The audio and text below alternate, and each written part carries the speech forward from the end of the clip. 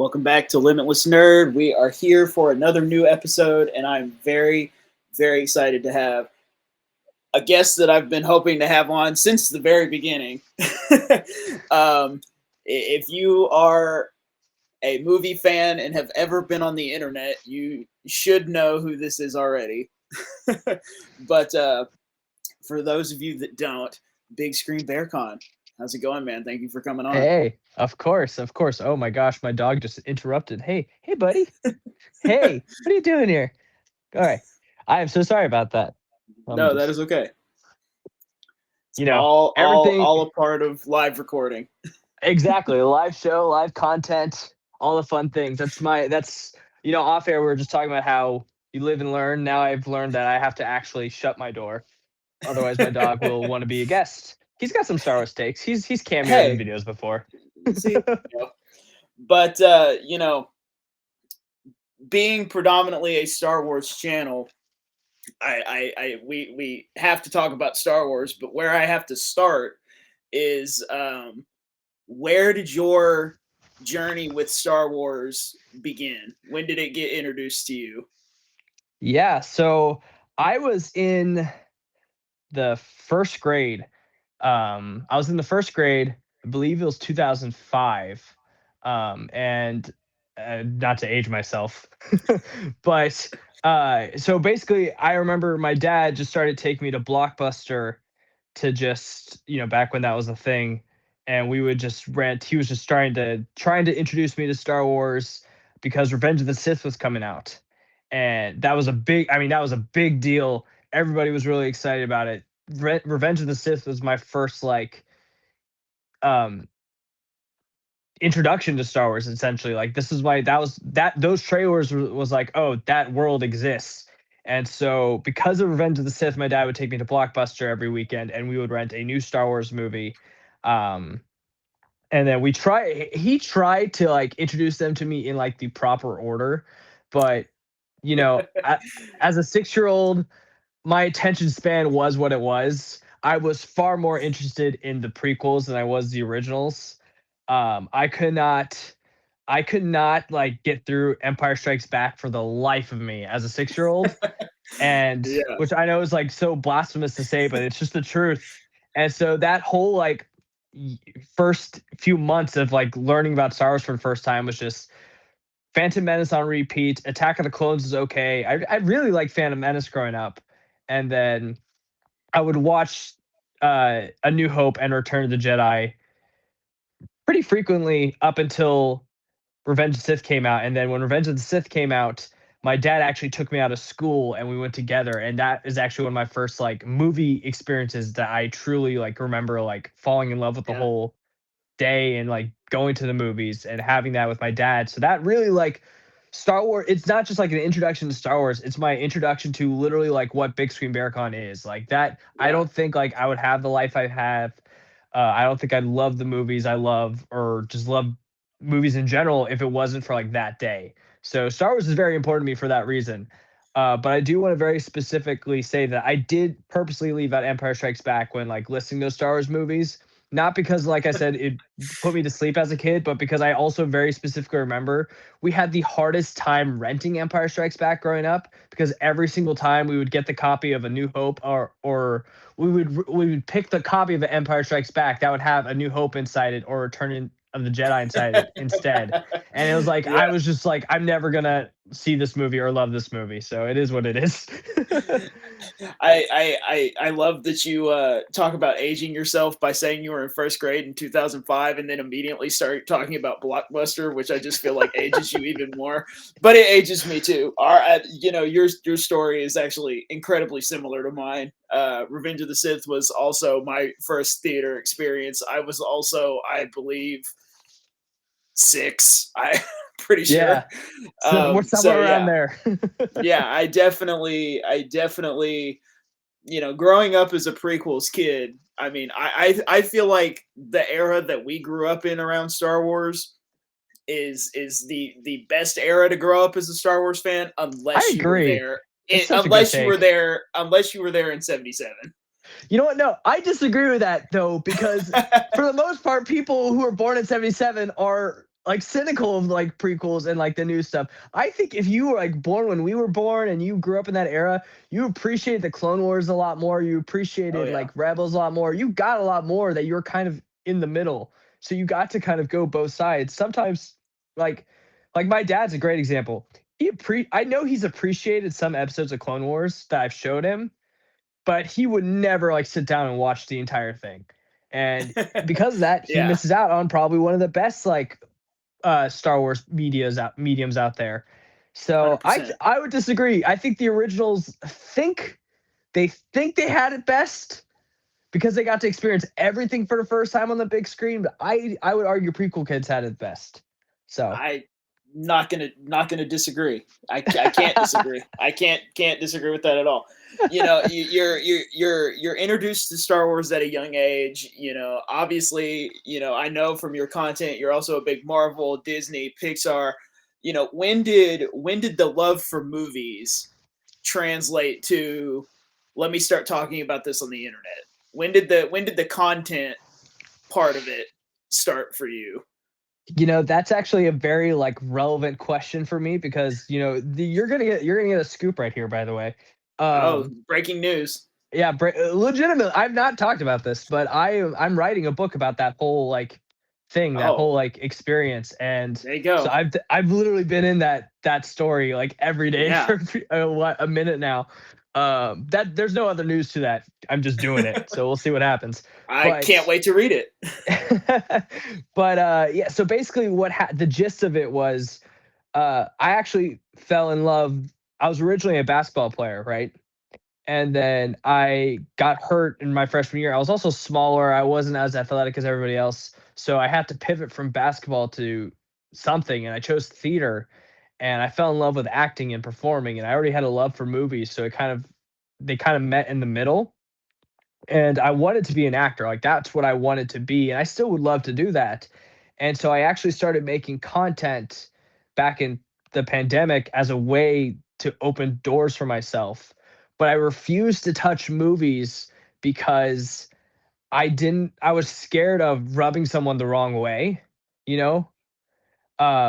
I was scared of like giving a negative review and then blacklisting myself from a studio or whatever. Yeah, And yeah, yeah. so it took me a minute, but finally, when Spider-Man: No Way Home was coming out, it kind of like the floodgates opened. Like I couldn't resist, and I started talking about it. And I started over. I created Big Screen Berkan, and I just kept going. And then I also realized at that point that the thing I was afraid of, like I could still be respectful of that fear, and it turned into like me just being a positive person on the internet and trying to be positive about these movies. And if I don't like a Yeah, movie, um, I can still find the positives about it. And because everybody, like, your least favorite movie is somebody's favorite movie, right? So that was a lesson like 100%. Yeah. I had to come to. And once I accepted that, and again, Spider-Man No Way Home, because peak, I like I said, the floodgates were open, so I was just able to dive in, and that was like what 2022, 2021, or something. So I can't believe how long it's been, but I love Yeah. it. Yeah. I mean, super stoked that you're writing a book. Can't wait to read that. Um, you know, yeah, I mean, trying to be a positive person on the internet is like my whole reason for doing what I'm doing. So, you know, it's very convenient, I guess, that you say that because you know that's kind of the whole reason that this show exists. But you know, you know, through the content that you've been doing, which you know, you say yourself, it hasn't really even been that long. You know, but even still, you've gotten to have some incredible experiences, whether that's you know going to events or premieres or screenings or you know getting to interview people. You know, is there an experience or an event that sticks out to you that you've gotten to do so far? Because I mean, some real bucket list type stuff. Yeah, it's funny. I was talking. I Brandon Davis and I talked. We had a little podcast episode on my page, and we talked about it, and he described it the best. I'm pretty sure he was the one who described it to me, but he was like, "This is like we live the lives of contest winners, right?" Which is true. Yeah, Like I remember watching Disney yeah, Channel, and like them saying like buy Gogurt and win like a trip for two Yep. to LA to go to a premiere, Yep. the world premiere of this, whatever. And it's like, it's Yeah. crazy. Like, it's so true. So all of it is just, it's exciting and it's fun. I would say the most special one is D23. Yeah. My first and only D23 experience um, was the last D23 back in 2024, and that was really special because I grew up. I don't say not, maybe not growing up, but like when I was definitely in high school and like early in college, I watched a lot of D23 vlogs. I Yeah. watched a lot of content creators, and I was like, that was kind of like my first idea of like, this is something that I would want to do. Like, I would love to do YouTube, and I tried it back then. I just never could. I just never could figure it out.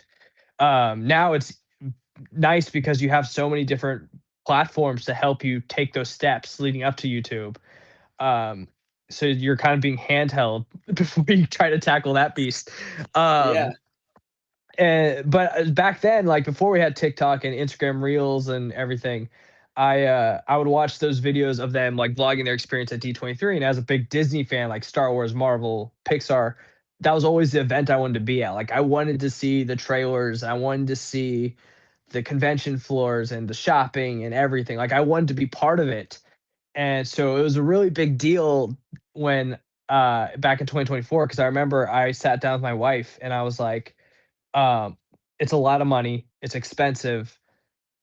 Uh, it's a hard thing to do, but I feel like I have to be there. Like I have to go there this year and I have to give myself a shot. And this was in a point where I wasn't really making that much money with like social media and I wasn't that like established yet.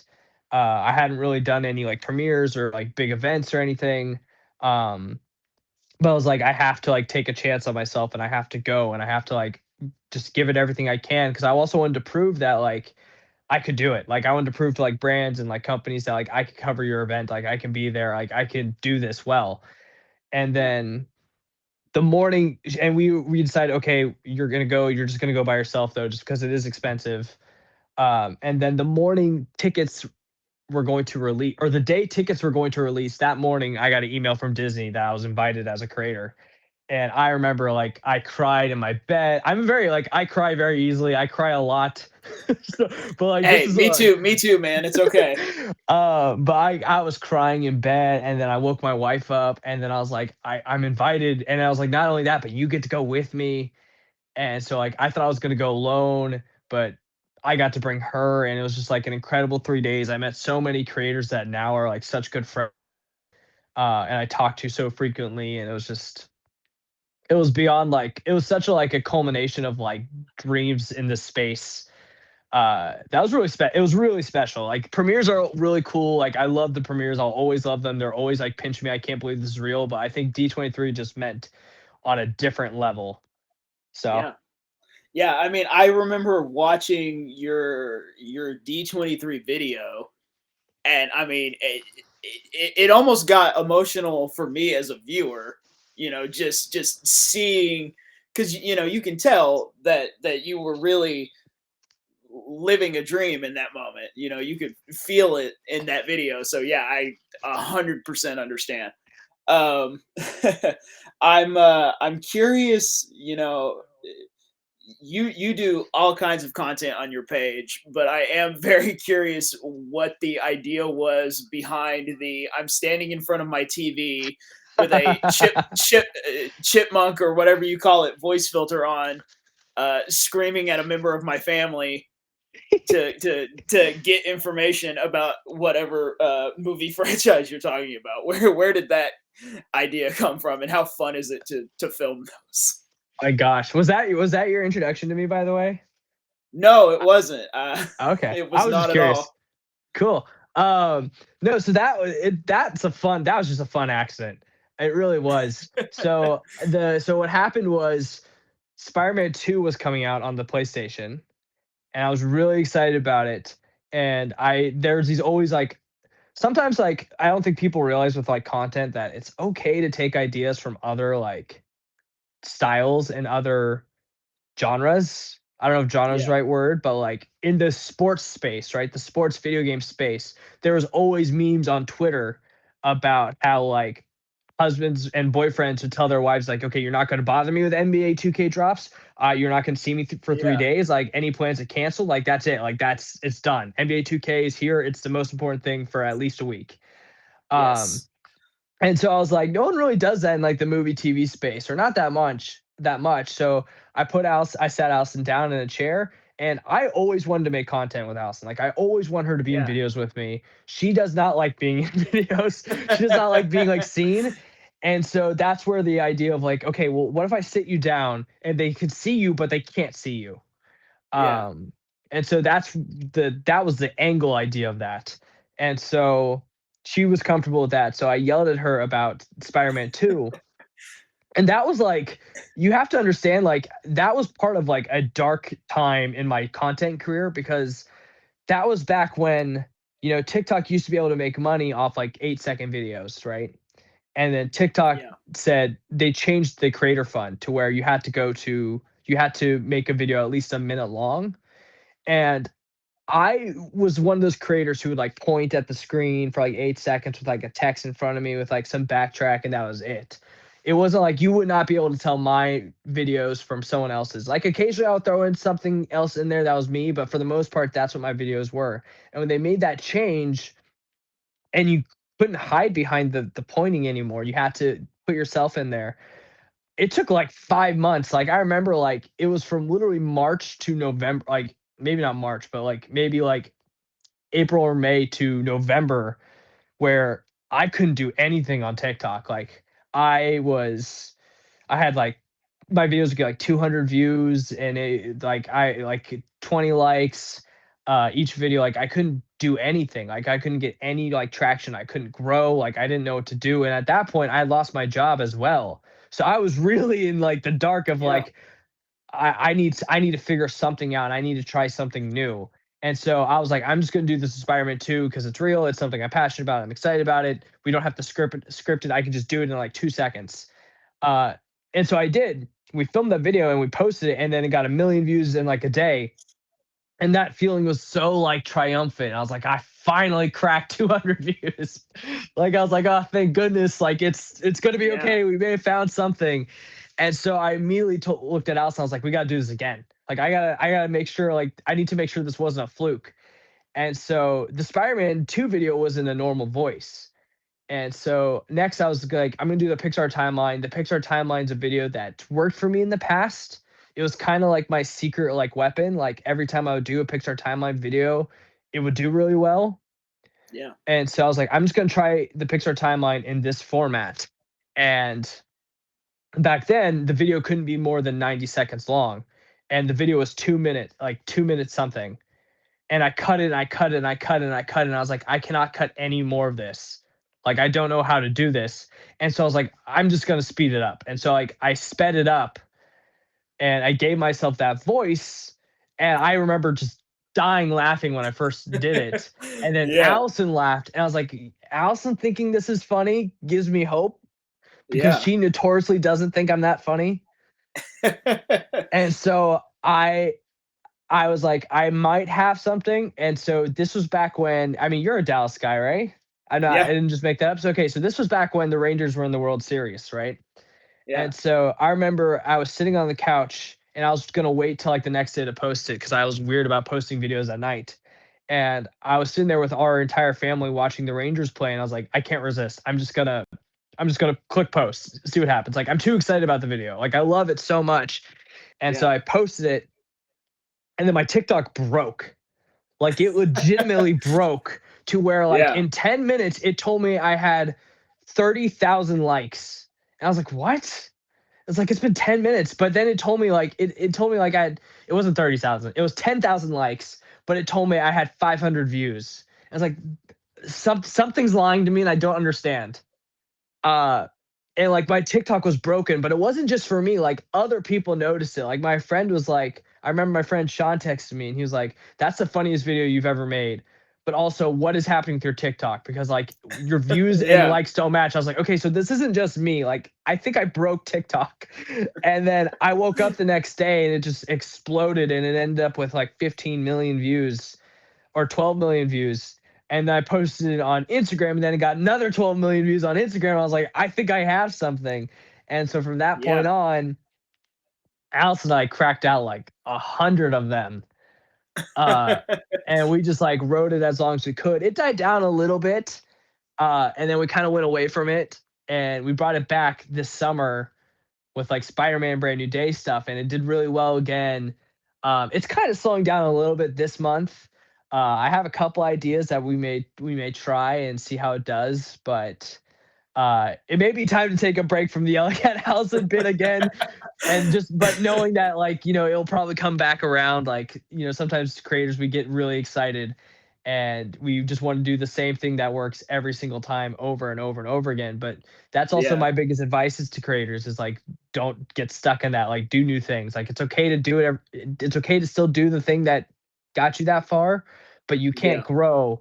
You will truly just be 15 minutes of fame if you just do that one thing. um but that's the story on how that happened. Yeah. I know from the times that I've bumped into you at conventions before, as well as, a video that you've posted about it. You have quite the collection, and I believe it's sitting right there next to you.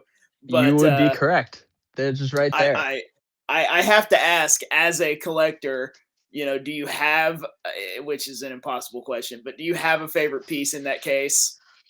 Oh gosh, I have to look at it. Okay, let me see. There's so many things that like in this case that like I just like I love.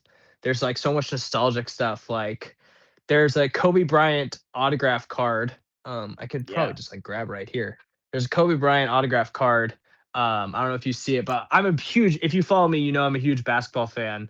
I love Yeah. basketball, and I pulled this card out of a box 3 months after Kobe Bryant passed away. It was one of his Wow. last like on card like autographs. Like he actually had this card and he signed Yeah. it. It wasn't like a stick because they sign a sticker and they slap a sticker on it. That wasn't the case here. It was one of the last ones you could actually pull in a box that wasn't a redemption. Because back when he passed away, the company Panini had a big problem where they had so many Kobe Bryant redemptions that they had to figure out how to fill. Yeah. Because everyone who had it, genuinely wanted the card because it meant something. Um, and so that was really special. I love my signed Funko Pops. I have some really cool ones, but I didn't get them in person. Like I have a Willem Dafoe signed Green Goblin pop. I have a Johnny Depp Jack Sparrow signed pop. I have a Daniel Radcliffe signed pop. I didn't get those in person though, so I didn't get to meet them. Um, the person I loved meeting the most in here is Hayden Christensen. I mean, Revenge of the Sith. Yeah. I've already talked about how much that movie means to me, so that was a really cool moment. I had him sign my Funko Pop and then a lightsaber. Um, and then there's another one last thing. There's another thing in here that's not signed, but it's like a encased.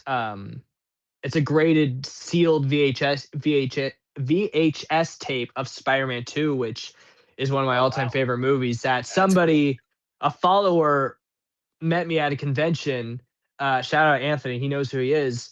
But he was like, I would love to send you this, and he sent it to me, and it was I still Yeah. love it to this day. Yeah.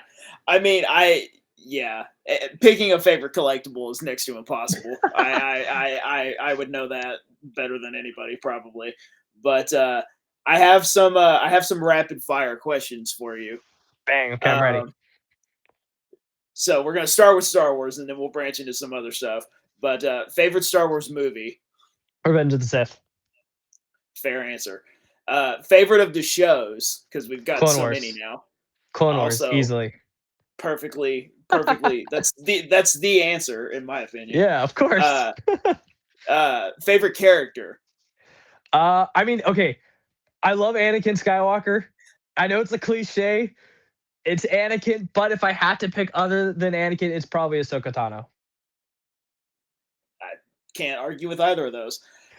Favorite Pixar movie? Monsters Inc. Perfect. Favorite Disney movie? Ooh. That's tough. I haven't thought about my favorite Disney movie to be honest. So I don't know. Like I have ones I love. Like I love Treasure Planet. I love Lilo and Stitch and Hercules and Emperor's New Groove. So I'll just say one of the Lion King's probably the most sentimental. So I'll go with Lion King. Yeah. Favorite Marvel movie? Spider-Man No Way Home. Well, Spider-Man: No Way Home. MCU or Marvel in general? Well, give me both. Okay, MCU it's No Way Home. Uh but Marvel in general, I actually flip I go back and forth between whether I love Spider-Man 2 or No Way Home more or Into the Spider-Verse. Right now it's Spider-Man 2, so I'm just going to say Spider-Man 2, but it's fluid. Well, I was gonna say who's your favorite Marvel character, but since you just said three Spider-Man movies in a row, I have to assume it's Yeah, Spider-Man. definitely not Spider-Man. Which Yeah, by the way, while we're on Spider-Man, that's another Funko Pop that's like on the way. Like I did a private signing with SWSA or something like that. I can't remember the yeah, name. But I've been waiting. I'm waiting and I'm still waiting. But I did buy a Tom Holland autograph about a year and a half ago. So I'm still waiting for him to do the signing and for that to join my collection. The dream is to have one from all three. That's like my yeah, dream like set. I'm slowly building the No Way Home signed Funko set. So we'll yeah. see. I I remember your the Funko Pop that you got signed by Imanis Fondi is pretty unique because I was like two people in front of you at Yeah. the at I think it was Fan Festival, Yeah. but the Yeah. Where is that? concept stormtrooper. Yeah, I think okay. I let me try to see if I can get this in. Yeah, so that's a funny story too. So that was like when I first decided that I was like, I am going to just get signed Funko Pops because like that's what I like getting signed the most. And so I was running around like he was just added to that show Yeah, because he just premiered as Ezra a couple weeks prior. So that was his first like Comic Con ever. And I was like, well, Ezra yeah, pops are impossible to find. They're expensive. And I'm like, I'm not going to be able to yeah, find that and then still buy an autograph. So I was running around like I was scrambling in the show floor that morning, running around trying to find something to find because, or trying to find something for him to sign because I wanted to meet him. He was still cheap because it was his first Comic Con ever. But yeah, I was like, man, I don't know what I'm gonna do. And so I was scrambling around. And if you know Star Wars Rebels, you know Ezra iconically is in the stormtrooper outfit. yeah, Like that's like he does that all the time. And so I found a stormtrooper concept Funko with a stormtrooper holding a blue lightsaber.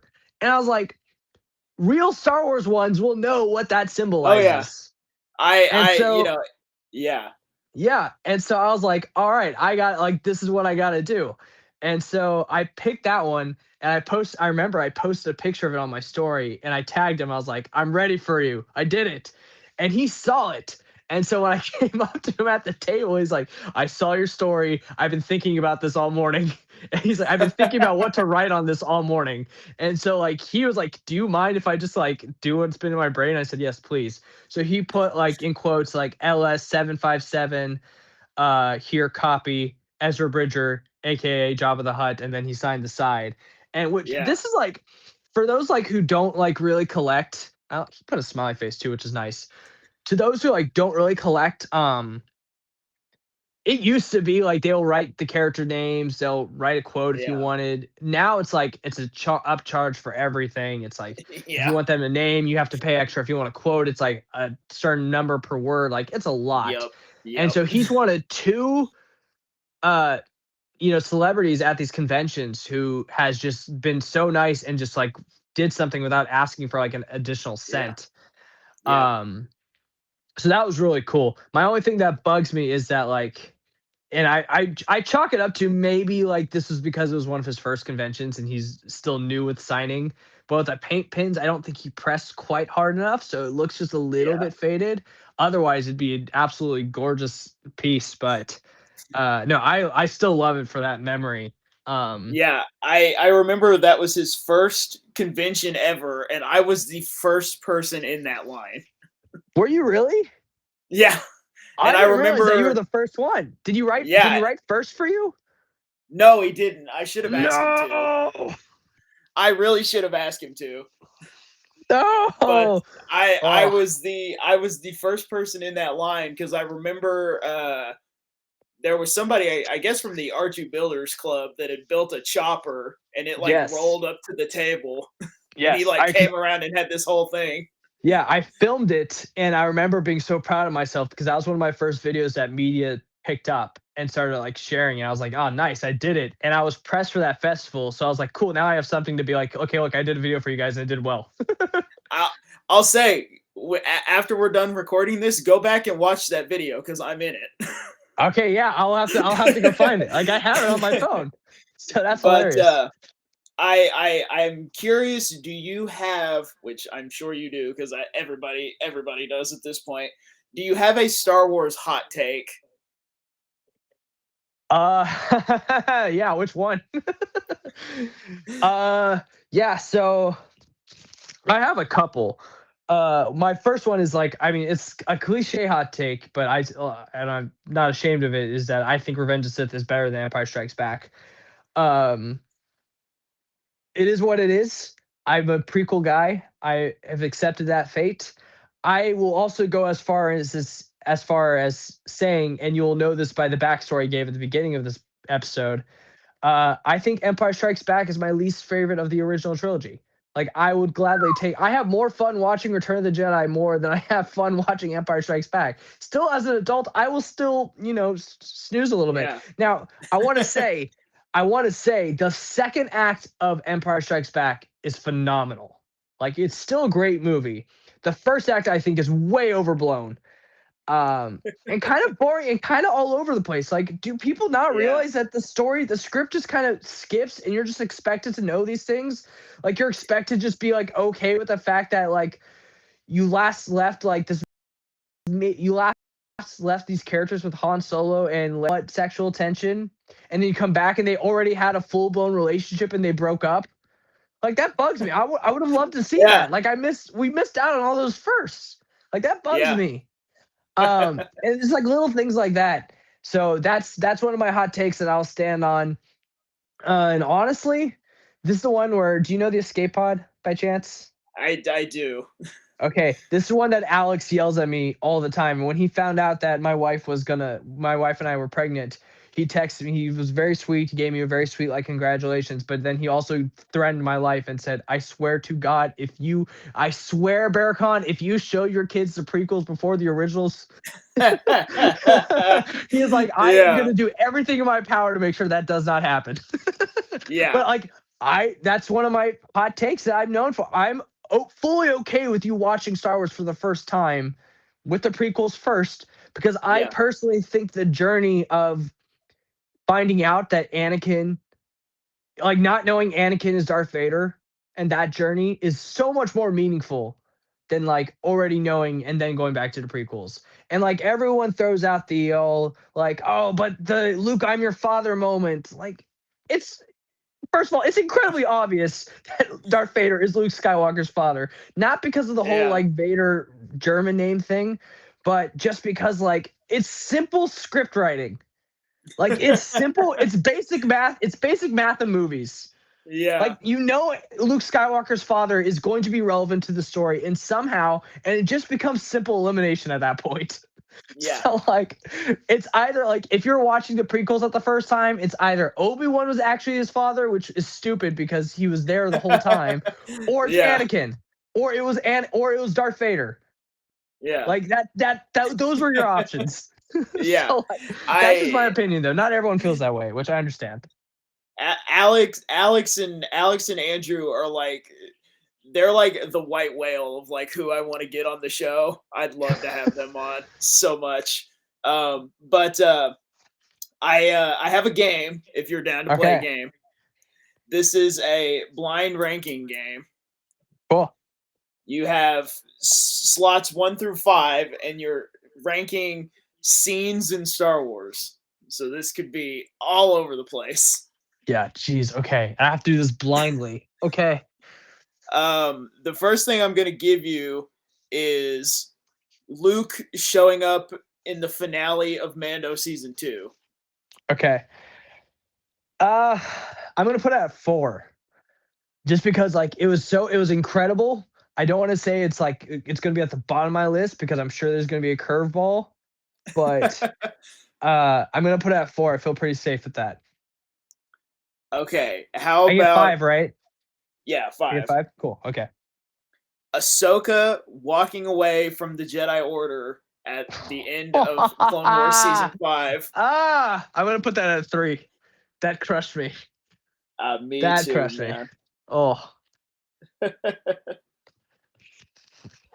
man, could Okay, you imagine if we didn't get that final season of Ahsoka, or if she wasn't in Rebels yeah, in that, or that final season of Clone Wars? yeah. That was it. I Oh, I pain. would not have been okay. How about I mean, let's go classic, and for the Empire Strikes Back super fan that you are. How about the most iconic moment from that movie? I am your father. Okay. I said what I said. I still respect it, and I still said the second half of that film is phenomenal. I'm gonna put it at 2. I think that's fair. If I put it at 5, I think Star Wars fans would actually kill me. Well, Like they would we actually don't hunt me. want that. That may be the line. That may be the Yeah, line that like I can't cross. the line you can't cross. That's fair. That's fair. How about Han Solo's death in The Force Awakens? I'm gonna put that as 5. I'm gonna put that as 5 just because like it was super sad. Like don't get me wrong, it was devastating. That moment just kind of made not made me mad because I really enjoyed Force Awakens, but it did hurt me that I was like we were never gonna get all 3 of them together Yeah, again. And so yeah, I remember being upset about that, but I thought it was a great choice. But also like I remember back as a baby theorist. I remember thinking I was like, he wanted to die in the original trilogy, so I was like, maybe he's gonna get his chance here. So we'll see. yeah. And I was right. So So, so that leaves your number one as the battle on Mustafar from Revenge of the Sith. yes, cooked, cooked. Let's Perfect. go. I think this list is perfect. This is a great list. I I agree. I really can't argue with that at all. Man, that's good. So, we have so many Star Wars projects coming soon with Maul Shadow Lord right around the corner and Mando and Grogu rapidly approaching and hopefully Ahsoka season 2 this year and Starfighter and everything else. Do you have a project that is like piqued your interest that you're most excited for? Yeah, I mean, like, well, first of all, I love the Ahsoka series. Um, Me too. I Me think too. I don't think that I don't know how popular of an opinion that is. It probably isn't. I I love remember it. like really enjoying it, so I'm excited for that second season, and I'm excited for it to potentially like tie things together for everything a little bit more. Um, but I mean, Maul Shadow Lord is going to be phenomenal. Like I have full faith that that series is going to be absolutely phenomenal, and it's going to cook. Um, I'm super excited for that. I am hopeful for Mando and, and Grogu to be good. I really want it to be good because I need Star Wars to be successful on the big screen. I'm a little bit Yes. scared with the marketing so far. Yeah. Um, but I'm excited. I'm excited about it. But I think the movie, like, I'm really looking forward to the most is Starfighter. Just Ryan Gosling. We know there's going to be Jedi stuff in that movie, whether it's him or it's not him. I think Amy Adams is in it too. Like it's a phenomenal Yeah. Star Wars cast. I love Sean Levi or Levy, however you say his last name. Fraud alert. But I yeah, I do love his work though, and so I'm just really excited for it. I think it's gonna be great. Yeah. Do is there an MCU or a Pixar project that's really got you excited? I mean, Spider-Man Brand New Day is gonna be everything. Um, of course, Avengers Doomsday is gonna be also very exciting. You know, it's interesting. So I would probably say I'm more excited for Spider-Man Brand New Day, and I'm more excited for Pixar side of things. Probably Toy Story 5. Um, Yeah. and I know like Incredible 3 is coming, Coco 2 is coming. I'm excited for Grotto, which is like a new animation style about a cat in Venice. That's going to be beautiful. But like Toy Story is what Toy Story is, and it's Yeah. meaningful to me. So I'm excited for that. But it's also gonna like both those movies are gonna come at such like a real time in my life because my baby's gonna be born. Um, Yeah. my baby's either gonna be here right when Toy Story 4 is coming or Toy Story 5 is coming out, or like right after, and my baby will be here for Spider-Man. Um, so it's just gonna be I'm just gonna be in such like an interesting it's such a different place in my life that like I still can't comprehend. So Yeah. uh I don't know how I'm gonna feel about movies in that moment. Like of course I'm gonna Sure. see these movies. I'm excited about it. I can't even say if I'm gonna see I think Spider-Man I will for sure see in theaters. I can't say the same for Toy Story 5 right now. Sure. Um, but yeah, it's just funny. Like I'm so excited for those two. But I'm going to be in such a different place. So I may enjoy them completely differently than I would now, not just in a sense of being like tired, but like once you have a kid, I imagine characters and storylines hit so differently. So I'm Yeah. really interested to see how that changes. Absolutely. Um, I'm curious to ask you this because I always get a really crazy answer to this question. In a hypothetical world, if it used to be Kathleen Kennedy, but now it's Dave Filoni. If Dave Filoni came to you and said, "We need something new for Star Wars," it can be a movie, show, animated, live action, book, comic, video game, theme park ride, casting choice, whatever you want, whatever you say in the next 2 minutes, Lucasfilm will make it. We can't say no. What are you making? What are you making happen in the world of Star Wars? Oh boy. Uh, I mean, the project I yearn for the most is one last ride with Hayden Christensen as Darth Vader. But like I want it to where it's like it's either 3 seasons or it's and this is I'm giving you a lot of cliches and I apologize, but I'm That's very okay. basic.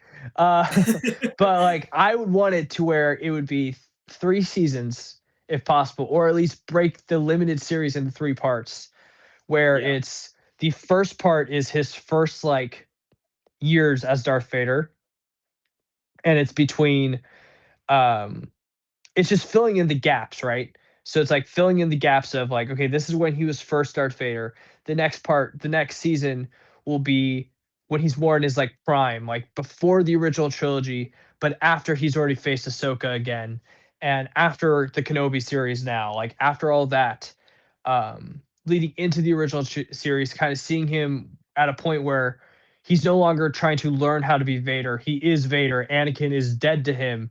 He doesn't know like how else to what else to be except darkness.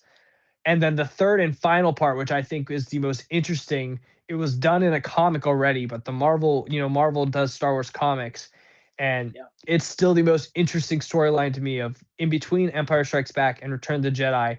After he's had his moment with Luke, after Luke knows he's his father, Anakin is starting to fight back and crawl back, and he goes hunting for the truth of what happened to Padme.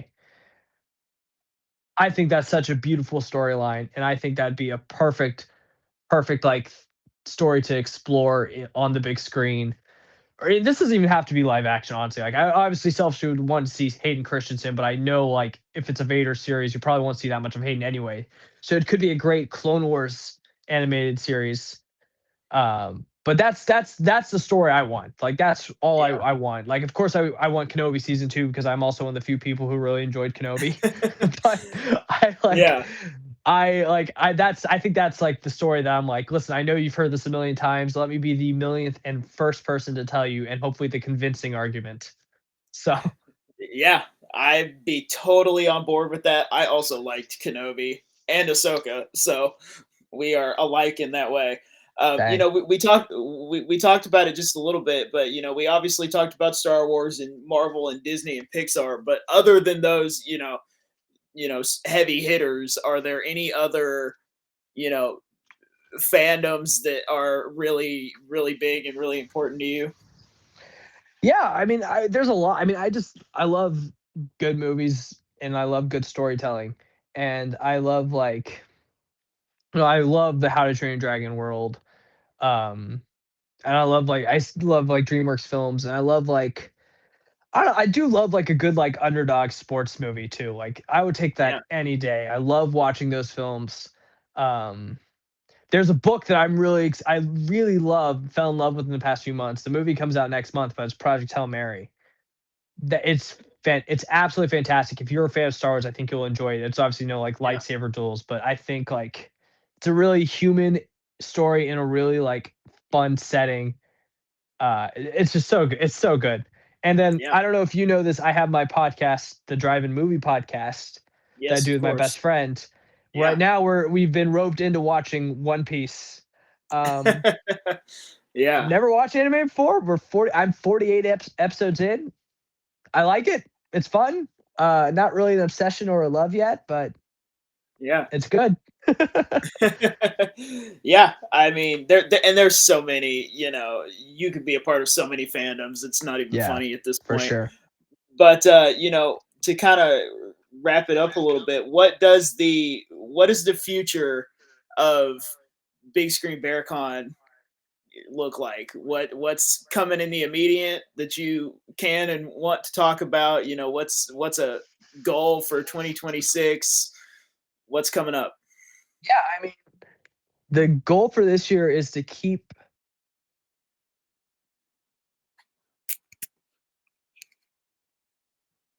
like I was saying, so the goal for 2026 is to keep being uncomfortable and trying new videos and making new things, right?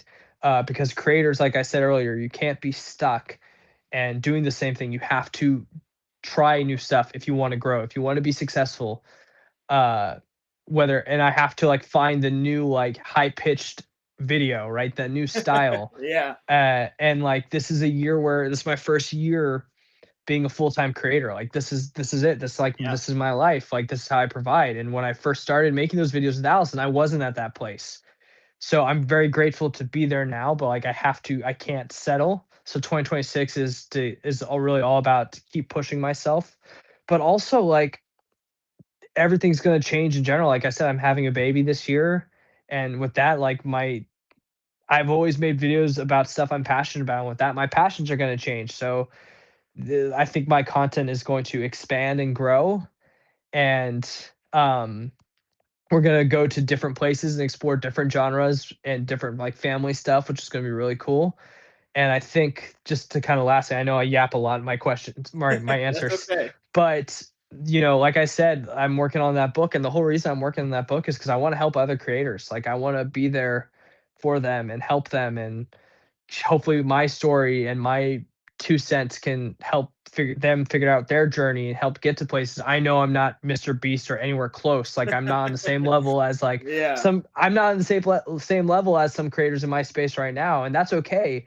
But I still think I have the tools to help people get started. Like I'm confident enough there, and so that's what I want to do. And I know there's so many things that I wouldn't have accomplished if I didn't have other creators help me. Like, for example, like me yeah, wanting to do this podcast with you was yeah, because I remember when I first started, I was dying for a creator to like see me and like help me and like talk with me so I can use it and yeah, I had something. And so I was like, I never want to forget that feeling. And I want, just like I said, I yeah, just want to, hopefully this book I write, whatever happens with it, um, can at the very least can be a tool for somebody. So that's a big goal for this year too. yeah. I mean, I was gonna say it if you didn't. I mean, I just appreciate you taking the time to come on and hang out, and we in talking to you, I'm learning it even more. We do have similar stories. We grew up in the same city, and you know, I won't ask you where you were on February 1st, 2025. Yeah, I can tell you, I just went to a wedding. I got in bed. I was happy. I had a great night, and then my brother-in-law called me and he's like, "Is it true that Luca was traded?" And I was like, "You're stop." I was like, "You're an idiot." Uh, and that was the worst. I drove home the next morning, and my wife and I were my wife still won't watch the Mavs with me. Like she like we used to watch like so many games together, and we used to love going together. She still refuses. It's getting better. I love Cooper Flag. Um, I think Luka's going to come back in 2 years in 2028, but it's been rough. People gave me like grieved for me Oh more than yeah. they did when actual family members passed away. It was crazy. That was a crazy time. Yeah, this segment of the conversation is literally just for me. Nobody, nobody else is going to understand this unless you live in the city of Dallas. But I just had to throw that in there. It's pain. The worst part is like now so many close friends live in LA and they're Lakers fans. So I'm like, uh, I'm constantly reminded. yeah. So it is what it is. Had to throw that in there. Yeah, But of course you did. man, thank you so much. Before I let you go, where can everybody find you? Where can everybody find the podcast that you do? Where can everybody find you? Because which, if you're watching this and you don't follow him already, you're doing things in drastically the wrong order. But that's okay. You can correct. You can correct yourself now. Yeah, don't make me yell at you. I am known to do that. Which, by the way, very weird feeling when you're at a convention and people run up to you and they're like, "Oh my gosh, I love how much you yell at your wife." I'm like, "Please say that quieter." um, I love it. yeah. So TikTok, Instagram, YouTube at Big Screen Bearcon. I'm also technically on Facebook at Big Screen Bearcon. Trying to do that more. And then X exists as well. Although I'm not as active on X, but yeah. And then I have my other podcast at the Drive-In Movie Podcast. You can listen on Apple Podcasts, Spotify, YouTube, and that has its own TikTok and Instagram at the Drive-In Movie Pod as well. I think we try to do a new episode every Saturday. We try. Sometimes I travel and that throws a wrench in things, but for the most part, every Saturday. Yeah. I appreciate you coming on. Hopefully, we can run into each other and hang out at some more cons. Hopefully soon. And Yeah, let me know you if you're know, at Fan Expo Dallas, and I think the fall this year. Which honestly, they did me a favor because again, it normally would land right when my baby is due. So yeah, we gotta get you to Rebel ScumCon in August to oh, come we'll hang out with see. all the Star Wars fans. We'll see. But I'd love to. I'd love to. hopefully we can hang out at a con or catch a Mavericks game or something. But Yeah. I appreciate you coming on and taking the time and hanging out and talking about movies because that's Yeah, that's man. what we all love to do. So appreciate it, and until next time, may the Yeah. force be with you. Oh, this is the way. Be the force with you. Nice. All right.